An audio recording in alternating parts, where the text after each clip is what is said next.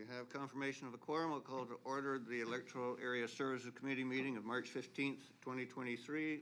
First item of business, territorial acknowledgement that we are located on the traditional territory of the Letchwatach people. Item D, adoption of the public agenda. Motion for adoption. So moved. Second. All those in favor? Opposed? That's carried. Petitions, delegations, none. Any business arriving from the previous minutes? Mr. Chair, the adoption of the minutes, item F. Oh, yes, thank you. Adoption of the minutes for February 8th, 2023. Move to adopt. I'll second that. All those in favor? Opposed? Carried. Okay, any business arriving from those minutes? Seeing none. No notice of motion.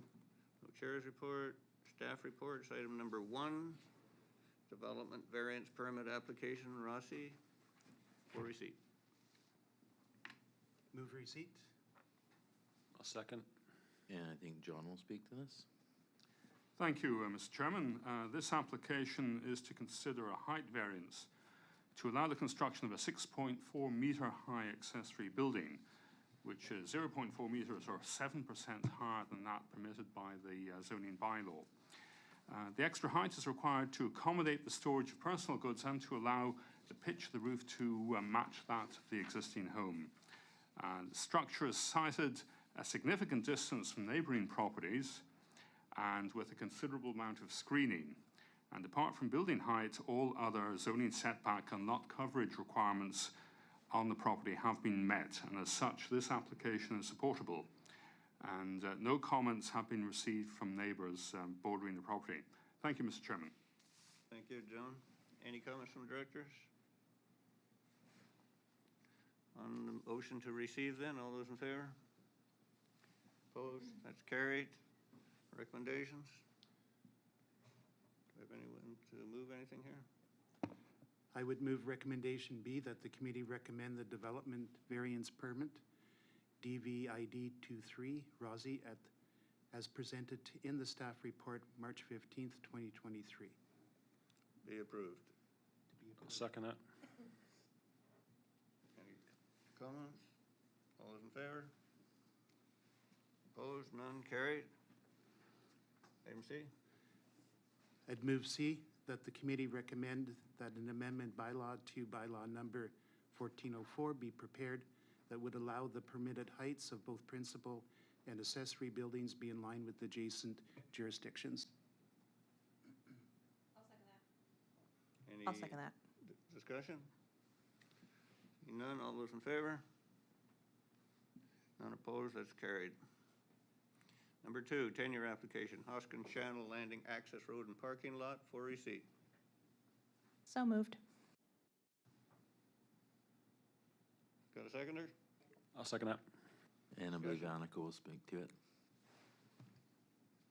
Thank you. Through the chair to the committee. So the staff report before you today is for the committee to consider a tenure over an existing road access to Hoskin Channel Landing and a parking lot adjacent to our tenure area, which currently only provides authority over the wharf area. The current roadway was developed many years ago. There's not a lot of information on how it was developed. However, Modi has indicated that they were not involved in the process and didn't expend any funds associated with that. Given the fact that Modi has been less involved in the development of the access, and as the access has never been dedicated as road, it is currently listed as a untraveled road, which means that they don't own the road, nor do they maintain the road. They have been involved historically in some minor maintenance and snow plowing. However, that has been the limit of their involvement, and as part of the Highways Act, those activities exclude them from having to take ownership of the roadway. Given the challenges associated with the roadway and the limited parking, the SRD has been in consultation with the Surgeon Arrows Community Association, with the woodlot owners, with Flinro, with Modi, and everyone is on board with the regional district taking more responsibility over both the access and the parking area so that we can improve upon that. We did come into committee a few months ago. The director at the time was not supportive of us moving forward. He was adamant that the responsibility should lie with Modi and asked for a legal opinion. Given the historic nature and undocumented construction of the road, there's not really any point in getting a legal opinion. That legal opinion would basically just summarize the issue to date. So staff continues to support the regional district exploring a license of occupation over the road and the parking area, and provides a recommendation for your consideration. Thank you. Any discussion from directors? Go ahead, Robin. Thank you. Oh, yep. I have some curiosity about this file because according to the report in May 2022, a legal opinion was requested. And, you know, here we are 10 months later and there isn't a legal opinion. And instead there's a recommendation from staff to proceed. And I want you to make no mistake, I am eager for this to get underway. Residents of the Outer Discovery Islands are clamoring for better parking. But my curiosity comes from the fact that in December, I inquired with our corporate officer about this file and when to expect the legal opinion, and I was told he believed a staff report with analysis and legal opinion would be coming forward for consideration probably in February. So I'm just curious about the process and if a legal opinion is underway or not. Thank you. Through the chair to the director, after much research and communications with both Modi and Flinro, and a good amount of digging through provincial records, it was determined that the information that could be provided to legal counsel would not provide an answer as to whether or not the ministry could be deemed as responsible for the right-of-way. So with the lack of information and with the information that Modi has on hand and the information that is provided through ministry records and ministry mapping, through discussions at senior management, it was determined that going forward with a legal opinion would not get us any further ahead than where we are today and would save the regional district the time and cost associated with that legal opinion. So when the recommendation first came through for staff to explore the legal opinion, we, as part of a legal opinion request, we are required to do a whole lot of research and provide a ton of documentation as part of that. So through that process, it was deemed that we didn't have enough to provide our legal counsel in order to allow them to make a decision.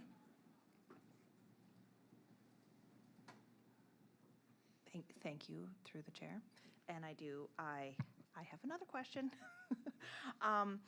Because I'm also curious about the statement that plowing or grading the road does not sign up Modi for ownership of the road.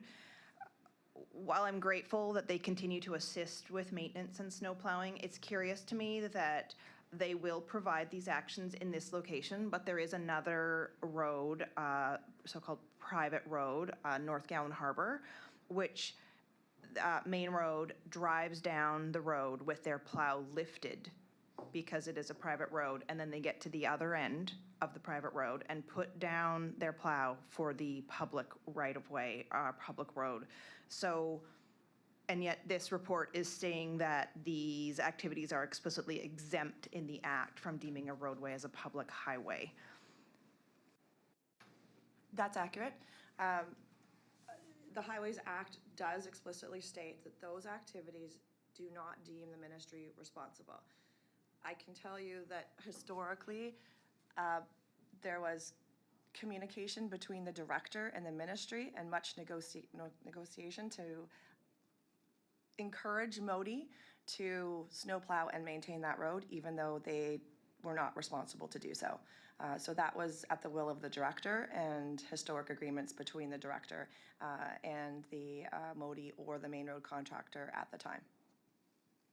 Sorry, the North Gowan Harbor Road or the Hoskin Channel Road? Hoskin Channel. Oh, okay. Thank you. So all of this conversation about Ministry of Transportation and Infrastructure and road maintenance has really reminded me that recently I was observing a meeting of the Comox Valley East, and they had 2 representatives from the Ministry of Transportation attend and provide a biannual report on works that were underway or planned within the electoral areas. And I'm just sort of posing this to my fellow electoral area directors.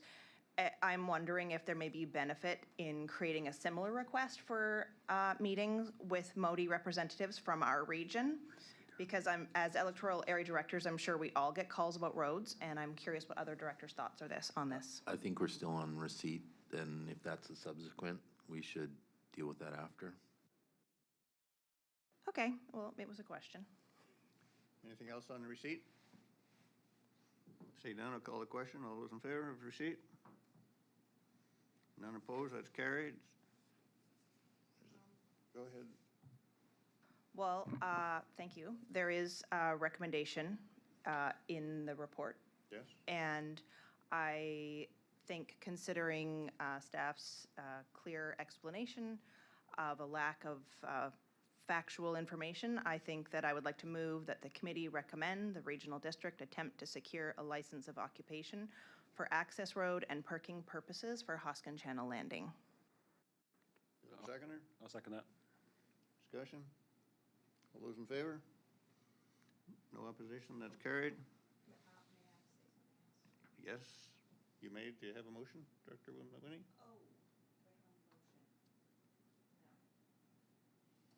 We need a motion for discussion. If you would like, you could have a notice of motion for another meeting. Okay. If you wanna Well, do I have a that. question for staff, and because what I'm really wondering about is that this is talking about securing a license of occupation. Does that include conversations with the woodlot owners for expansion of the parking lot? I'm not really clear on You that. probably don't need our approval to ask staff that, so you could Oh. probably do that afterward. May I ask staff a question? I should ask them now or later? Later would be more appropriate. Okay. Thank you. All right, on to item 3, Electoral Area C Integrated Community Sustainability Plan for receipt. Move receipt. I'll second that. Discussion? I think Meredith will speak to this. Thank you through the chair. So before you today is the draft integrated community sustainability plan for electoral area C. This was previously presented to this committee on January 11th, at which time one of our focus groups that was part of the consultation process for this plan also presented it as a delegation with some questions and requests for further consultation. So this committee referred the ICSP back to us to do that. That meeting has now occurred, and we have achieved consensus with our focus group. So the plan is back on the table for your consideration today. Thank you. Yeah. Directors, any discussion? Go ahead, Director Mawhinney. Thank you, Chair.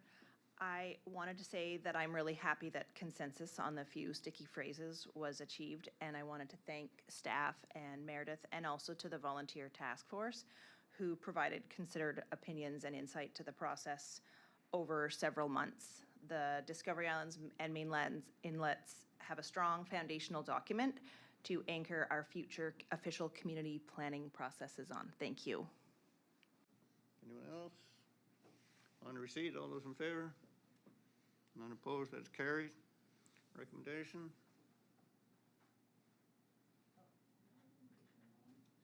I'll make the recommendation that the committee forward the electoral area C integrated community sustainability plan to the SRD board for approval. I will second that. Discussion? Seeing none, all those in favor? None opposed, that's carried. Number 4, Advisory Planning Commission duties and selection process for receipt. Move receipt. Second. Anything from staff on this? Nothing, Mr. Chair. Any discussion from directors? Calling the question on receipt. All those in favor? None opposed, that's carried. Mr. Chair, the report in front of you is really to try and get some insight as to what the committee is looking for in terms of the process for appointing members in light of their duties. So any insight that the committee can provide would be helpful for staff moving this item forward. Thank you. Would you like that in the form of a motion or just discussion, direction? Mr. Chairman, the bylaw that is presented to you is really a draft with some other alternatives for different sections.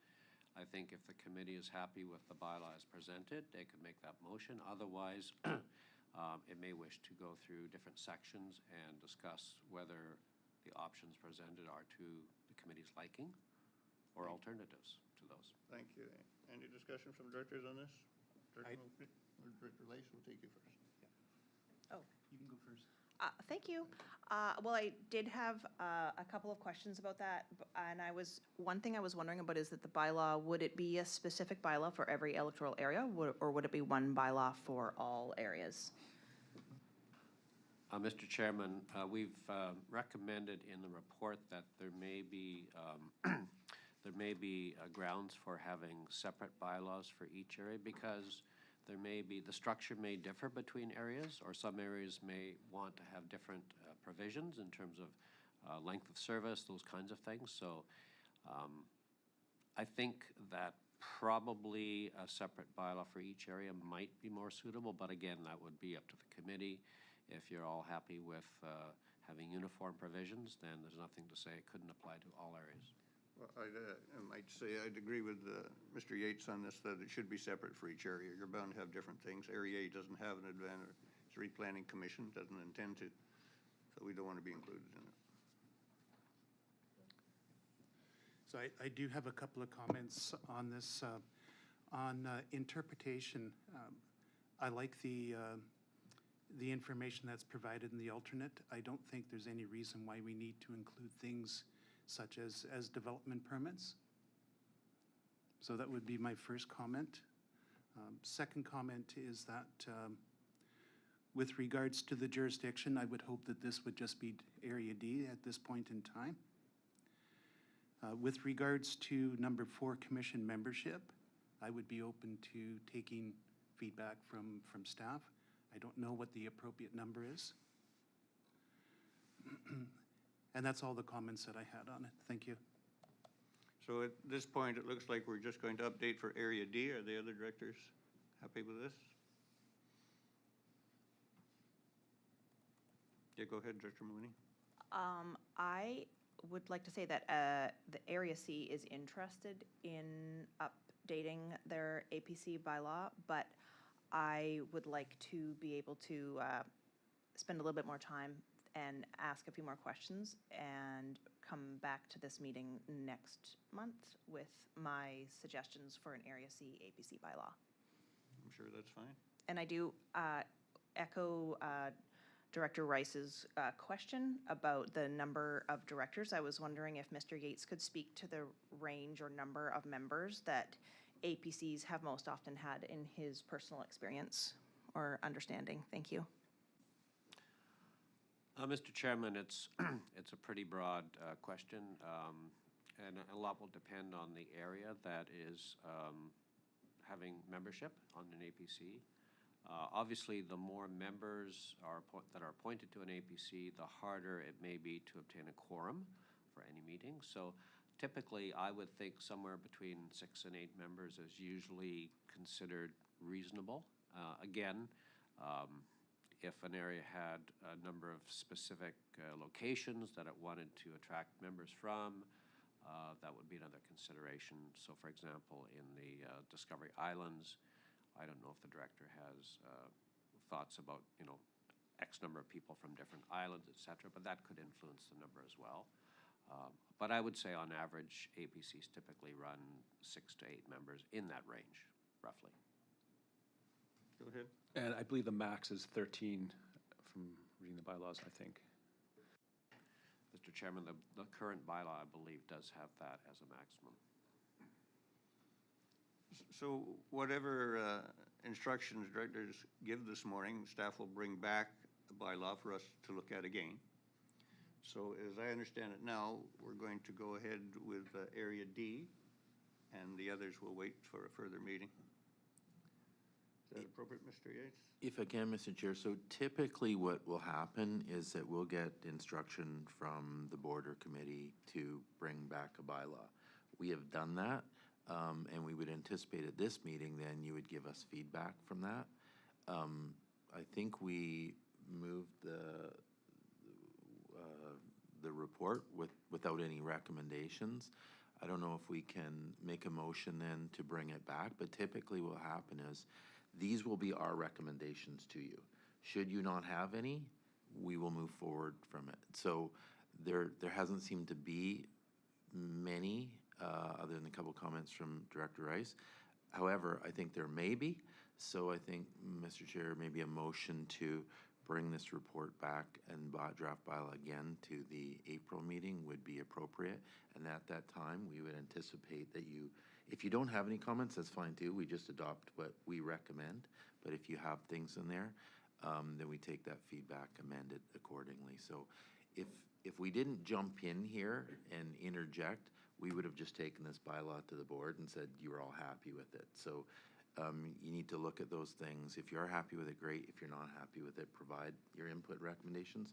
So I think if we can just make a motion to bring this report back again to the April meeting, and then at that time, hopefully you have some input. If you don't, great too. We'll just move forward with it. So that would be a deferral motion to the next meeting. Okay, yep. Someone would like to make that? I would like to defer that this be brought back in the April meeting. Thank you. I'll second that. Any discussion? All those in favor? And that is carried.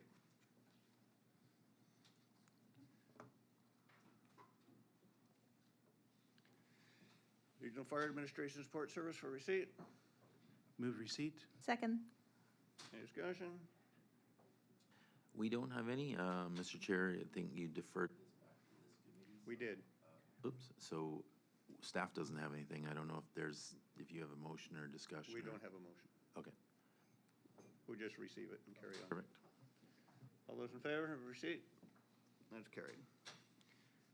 Number 6, request for financial assistance, Electoral Area C for receipt. Move receipt. Second. Discussion? Would you mind if I just made a comment? I would just want everyone aware of this. There happened to be 2 requests in this agenda for East from the same group. And so what typically happens is groups will send individual directors requests for funding. They won't tell Area D that they sent something to Area B. And you may look at it independently, go, sounds good to me, and then it comes here, and you'll find that they'll double dip, and I'm not sure. If you're happy with that, I'm happy with it. I just want you to be aware of it. So what we have tried to do in the past, I think the Area D Director is the only one that kind of supported it, if you will, but have the requests come to staff, and then we put them all on there, and then you can discuss it. So, for example, and I'm not saying you're not interested in giving money to one group from 2 different places. But in a staff report, we'd say we had 2 requests from this group for area A and B, for example, and then you could make the decision on that. So I would recommend when you get requests from groups to send them here, and we can kind of filter those out. Maybe you might get 4 requests from the same group, right? And independently, y'all look at it and say, sounds good to me, comes here, and all 4 of you giving money. Might not be what you want, so that's just an editorial. Yeah, thank you, Mr. Leach. One more thing I might add is that in the past, most directors had received the requests for financial support and save them up to later in the year, and then they would sort through them and prioritize which ones they wanted to fund, which ones they didn't, and make a decision later in the year. So you might want to consider that. Yes, go ahead. Just got a comment about that. I have received some requests for financial assistance for organizations off of Cortez, and I just made it clear to all those organizations that I'm planning to use our grant and aids just for organizations that are operating on Cortez Island. And if I can, Mr. Chair, you'll hear me probably say this many times too, is that what organizations tend to do is fan out as many requests to local governments as they can. We tend to double and triple pay at times, and I say this often to Campbell River. Groups will come to Campbell River, and then you'll see the same request come here, and Campbell River pay again. It's like just kind of funnel requests to one group, and then have the discussion amongst yourselves there. So Anything further on receipt? Yeah, I guess this last comment is that I'm letting folks know in Cortez that if they do have requests, to send them to me first so I can review them, and then I would pass them on to staff, any recommendations that I have. Calling the question on receipt. All those in favor? None opposed. That's carried. Item B. I would like to move that the committee recommend that the board approve grants and aid to be paid from the Electoral Area C grant in aid budget as follows. Would you like me to read all those out? Read them out. Okay. $400 to the Mountain Air Avon Rescue Society to assist with costs of operations of rehabilitation. $2,000 to the Stewart Island Community Association to assist with 2023 administration and insurance costs. $3,000 to the Surge Narrows Community Association to assist with 2023 expenses. And that, is C a separate one? It's a separate, yes. Okay, yeah. Do we have a seconder? I'll second that. Discussion? All those in favor? None opposed, that's carried. And item C? I would like to move that the committee recommend that the board approve an economic development grant for the Quadra Island Chamber Music Society in the amount of $1,000 to assist with the 2023 operating costs to be paid from the Electoral Area C Economic Development Service budget. Discussion, anyone? Seeing none, all those in favor? None opposed, that's carried. Request for Mr. Chairman. financial assistance? Sorry, could you elaborate on who the seconder for that motion was? I don't think we captured. There wasn't a second. I'll second that. Thank you. Thank you. Do you need to call the question again, Mr. Gates? No. Okay, we're good. All right. Request for financial assistance, Mountaineer Avian Rescue Society for receipt. Move receipt. I'll second that. Discussion? Seeing none on receipt, all those in favor? And no opposition, that's carried. Item B, the recommendation.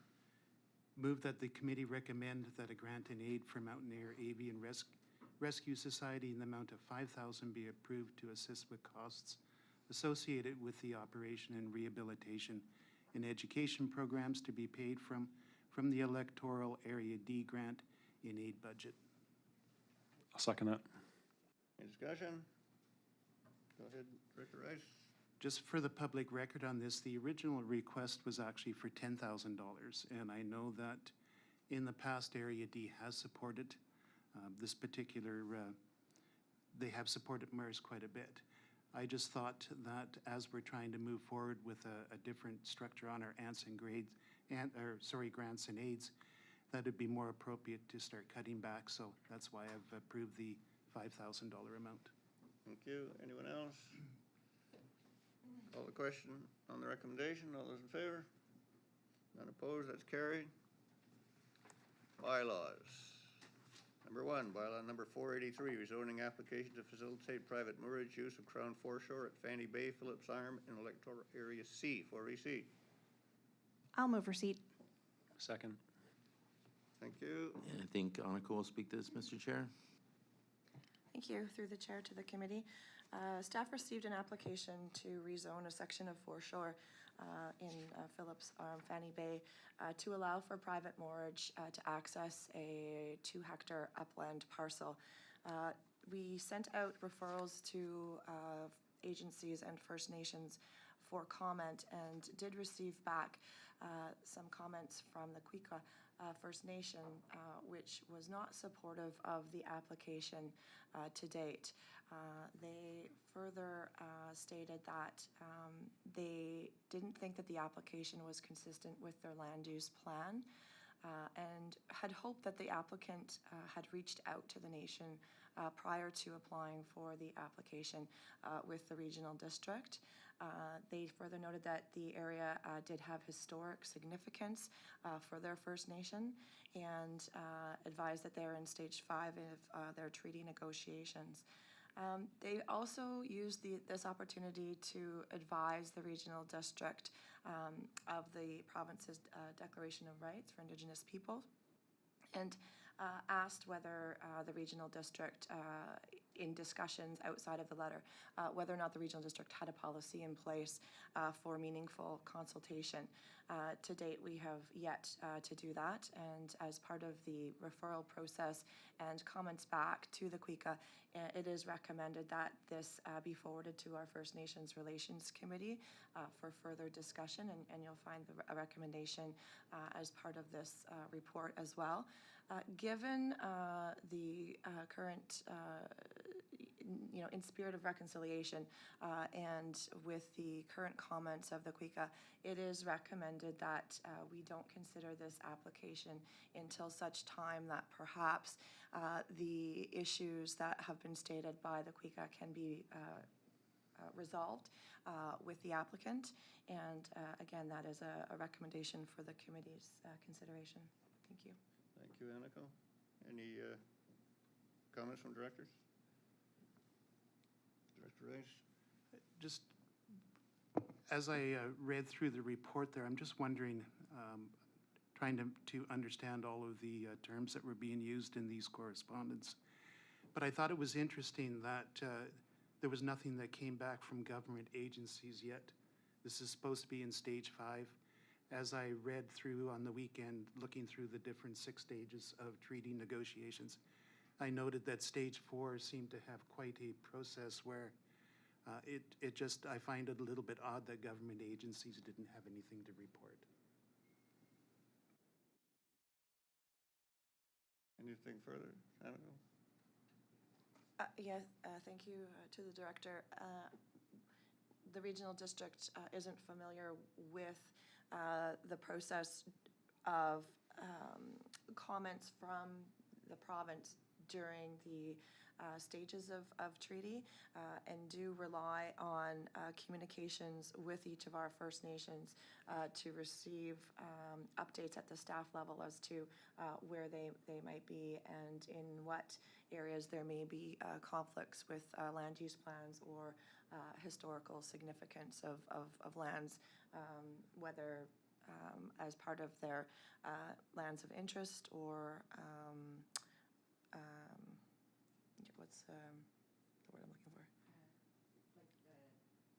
Interests, or land claim interests. Yeah, their land claim interests. So at this time, there isn't a procedure or a policy that we have received from the province when we are currently dealing with consultation, and I believe that's why the nations are looking to us to formulate a meaningful policy so that they can understand what to expect as part of this process, and also so that staff has direction when we encounter these sorts of situations. At this time, we do not, and so this is a recommendation that we think is appropriate until such time that there is a policy in place. Thank you. I have a question, if I might. As far as the legal status of this is concerned, has the regional district met any obligations we might have for consultation? Well, that's a tricky thing that we have, discussed. What is that? What does consultation look like? And I think that's part of referring it to the First Nations relations. So, of what is that consultation? What policy do we have or structure do we have to consider it? I mean, it could be from A to Z, right, of what that consultation looks like. So, Well, that's right. Well, we wouldn't want to proceed if we're not certain that we've met our obligations. But the other thing is, I wonder if it would be better just to defer this for a while until those issues are figured out, rather than just turn it down. Oh, Mr. Chairman, just to be clear, the committee today is simply making a recommendation to the board. So as long as it was framed in that fashion, then you could recommend A, B, or C. But just so you're aware, the committee could not just sit on this for an indefinite length of time. I wonder if the committee could defer B and go ahead with C. Would that be appropriate? You could. I mean, you if that's the will of the committee, you could certainly defer the recommendation. Yeah. It's not up to me. It's up to the Area C, but it's just a thought. It is a little bit, without having that, a policy in place, a matrix to go through and say, this is, you know, we've done. We're kind of in an awkward spot. Clearly, the nation isn't supportive of it. Right. So do we just deny because the nation isn't supportive? What is our matrix for that without having one? So we're saying, following the provincial lead right now, we're suggesting, okay, going with the denial, and then in the meantime, create or bring back to the First Nations Committee and find out what that is.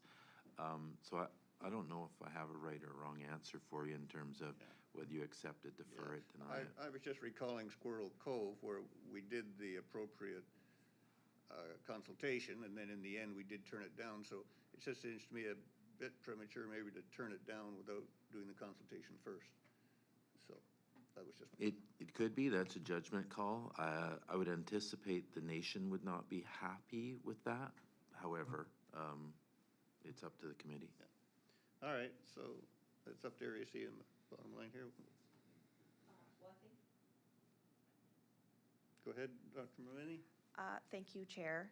Something that was quite curious to me, and I am a supporter of DRIPA and the Truth and Reconciliation calls to action, but, you know, and maybe this is a question that we can include in C, but what does meaningful consultation mean? And is it different for every nation? Because in this case, we have a nation stating that a landowner should consult with the nation prior to an application. And is this something which is specific to the Quika Nation or all nations if there is a land use application within a core territory? And does the meaningful consultation policy need to be nation specific? Go ahead, Amy. If I may, thank you, through the chair. That is a very valid point and something that we have discussed at the staff level. And certainly with, you know, in conversations with our First Nations liaison coordinator, we have been looking at reaching out to each of the nations to determine or better understand what that meaningful consultation does mean to each of those First Nations. And you're absolutely correct that it's likely that those are going to be different for each nation. And in our very preliminary discussions with the First Nations liaison, we acknowledge that and will be working towards that as part of the policy. So I do see that the policy would likely be crafted specific to each nation or group of nations, depending on where they see the meaningful consultation lying. And if I just may, with respect to the recommendation, what staff is proposing as a recommendation at this time, just given the nature of the letter back from the Quika, is that we don't process the application unless these issues can be resolved with the Quika. And so if the Quika determined that they are not interested in having any discussions or contemplating the application, that information would be brought forward to the committee, at which time the committee could then determine whether or not it's appropriate to move forward or to deny. But certainly we are not recommending at this time that we proceed with consideration of the bylaw. Thank you. Thank you, Annika. That seems appropriate. Thank you, Chair.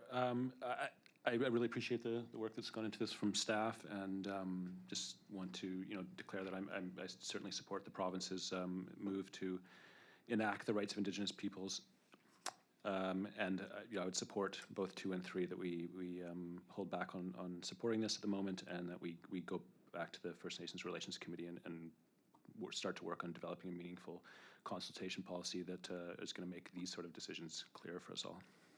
Anything further? Director Mulvaney?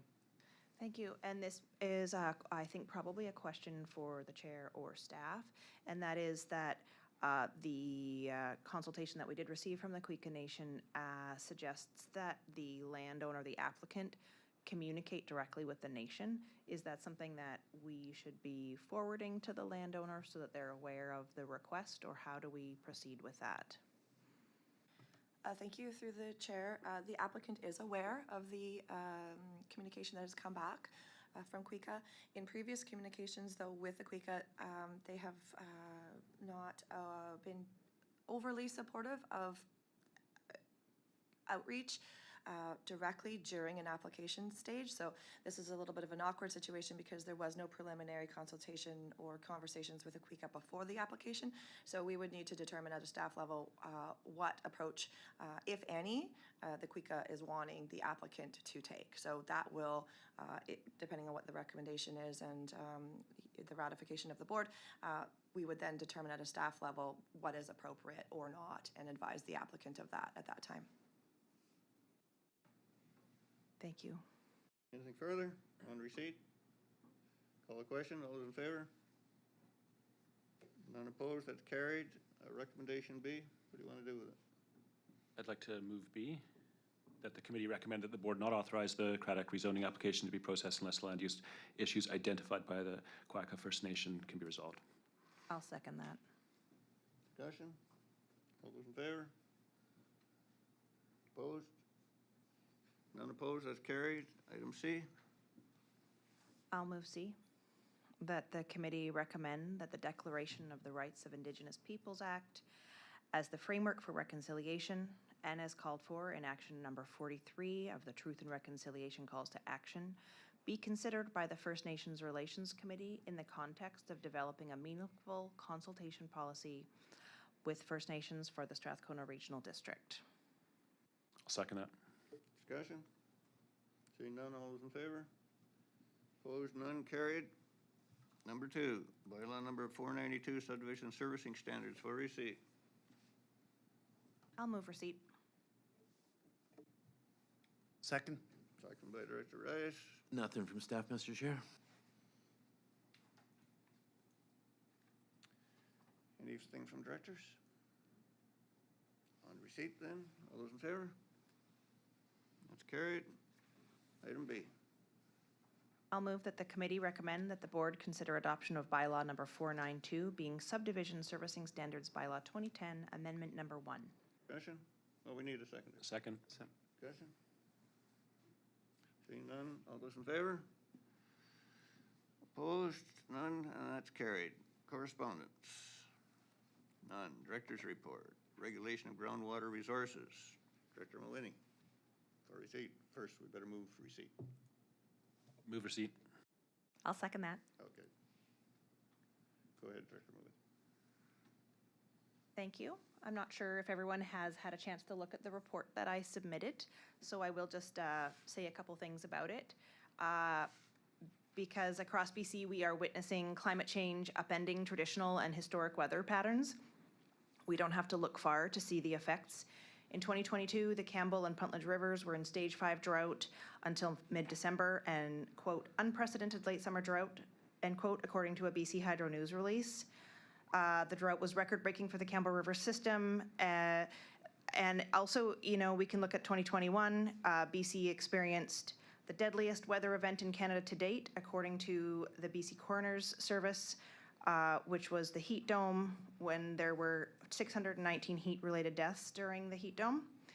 And I believe it is our role as leaders to look ahead, plan, and prepare our communities. I believe ensuring water resources are conserved and managed for the benefit of residents, human and wild, is something we as local government leaders must take initiative on. And so I do know that groundwater extraction licenses are managed by the province, but I'm curious what influence we as a regional district can have through zoning or other tools available to limit groundwater extraction, water bottling, or bulk water sales. And as you'll see in my report, I've included some examples that's been happening in other regional districts. And so I am asking that the Strathcona Regional District investigate and report on the possibilities. Is this a motion you're making? Oh, well, I'm about to get to that part. Is that okay? We have to wait for receipt, but was part of that a question for staff? Wasn't part of a question for staff. It was just my report. Should I have asked a question for staff in there? Maybe not. Okay. Okay. Great. Well, my motion is. Oh, just a minute. Oh, damn, never getting that right. Get through receipt. Just let me say, whatever your motion is, Area 8 doesn't that? want to be part of this. Oh. So, on the receipt, anything further? Yes, Director Mawhinney. Oh, You no, have something that was fur- me voting. Oh, no. You have something further? Okay, then on the question of receipt, all those in favor? And that's carried. Okay, did you have a subsequent motion, Director Mawhinney? I do have a motion. Thank you. Let's hear it. that the Strathcona Regional District investigate and report the options available to limit water bottling, bulk water sales, and groundwater extraction in Area C for purposes other than a not-for-profit or residents' benefit. Let me just take a look here. Can I make a slight amendment? You may. I really appreciate your report, Director Mahoney, and would like to add Area B as well there, so it would just be a slight change that Areas for B and Area C? B and C. Okay. But I think this would benefit Area D also. B, C, and D. So if I may, Only. yeah, and if I may, I personally think the last words or residents benefit is yeah, very subjective. I would personally remove that. You could argue Coca-Cola could do it for residents' benefit. So I would personally suggest removing I would remove the non-for-profit or residents' benefit as well, but that's just my opinion. Oh, sorry, can I make a comment? I appreciate. Well, let's just hear Director Mahoney's motion. Would that be a friendly? You want to change that? Well, I'd be interested to hear what Director Vanesh had to say. Yeah, I'm just kind of thinking of the possibilities here. So let's say you get a nonprofit on one of our islands who decides, oh, we're going to start a social enterprise and bottle water. We're a nonprofit, it's not for profit, but it is still a business. And I'm wondering if there's a way we can amend this that would sort of really make sure that we're just limiting commercial use of water on our islands or areas.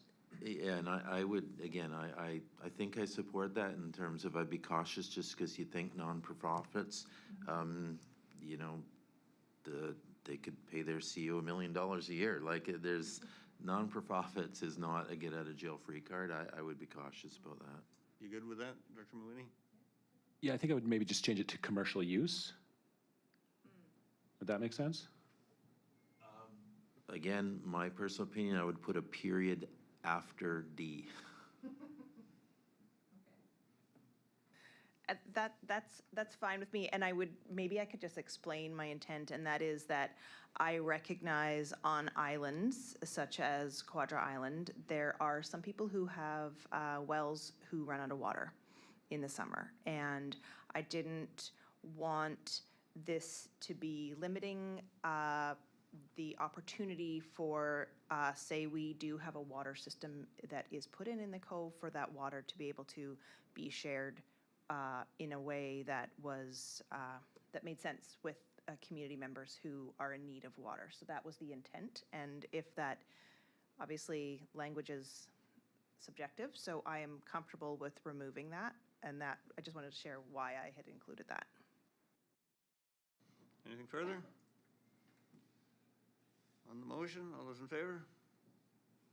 And none opposed, that's carried. Number 2, Shelter Point Farms road closure. Director Rice. Oh, first we have to have receipt here. Move receipt? Second. Okay, and Director Rice, do you have something to say on this? Yes, I do have a motion. I think Edith is bringing it up for me. We'll just finish receipt first. Do you have Okay. anything you want to discuss on it? No. Okay, on receipt then, all those in favor? That's carried. So you have subsequent motion? I do. Thank you, Chair. Go ahead.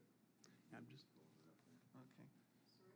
While we're waiting, Mr. Yates, if I might just ask a question here. I noticed there is no receipt suggestion here. Is it necessary to have a motion of receipt on these items? Mr. Chairman, unless there's a written or verbal report actually given, Okay, there's nothing much to receive. all right, thank you.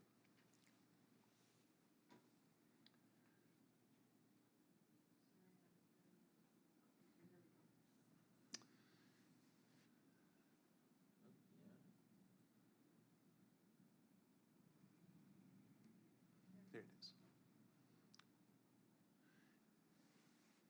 So the motion is that staff prepare a background report on the Shelter Point Farms Modi Road closure, Oyster River Nature Park land transfer initiative. Thank you. Seconder, I'll second that. any discussion?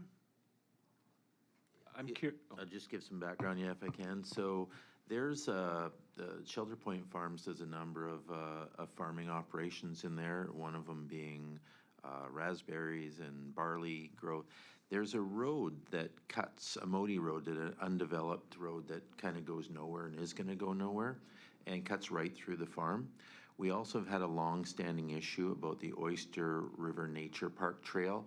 There's 2 or 3 points along it that cross into the Shelter Point Farms property, and we had some discussions with Modi, Shelter Point, and ourselves in doing a land swap, in that removing that road from the farm property and exchanging that with the land that we need to have the Oyster Trail 100% owned by the regional district.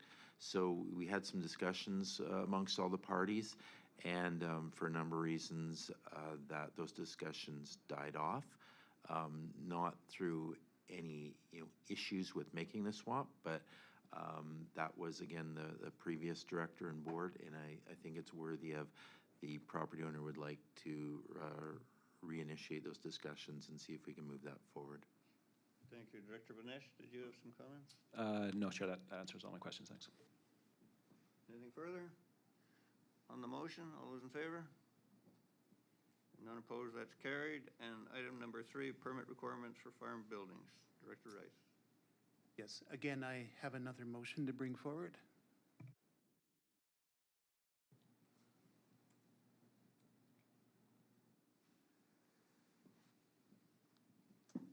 So the motion is that staff prepare a report on the inconsistencies of building permit requirements for farm buildings between the Comox Regional Valley District Bylaw 142 and the SRD Bylaw 158. Thank you. Do we have a seconder? I can second that. Is there going to be Mooney details? seconds. Director Banesh, you have a comment? Again, I can give you a little bit of history here if it helps the directors, in that the CVRD and the SRD divided the Oyster River. In that kind of area of the electoral areas, there's a lot of farming operations and properties in there. The CVRD and the SRD have some differences and inconsistencies in the two bylaws in terms of the building permits and permitted uses in there. And so what the director is wanting is to look at those bylaws and see if we can build some consistency within them, because it's challenging. People don't know their electoral area boundaries and which side they're on. And I think it's helpful in these areas to build some consistency. So bring those bylaws forward and see if we can to build a uniform bylaw between the two areas. Any further comments? Seeing none, call the question. All those in favor? And none opposed, that is carried. Motion to terminate. I'll move termination. Second. All those in favor? And that is carried. Thank you. It's a fast meeting. I just think at the next meeting,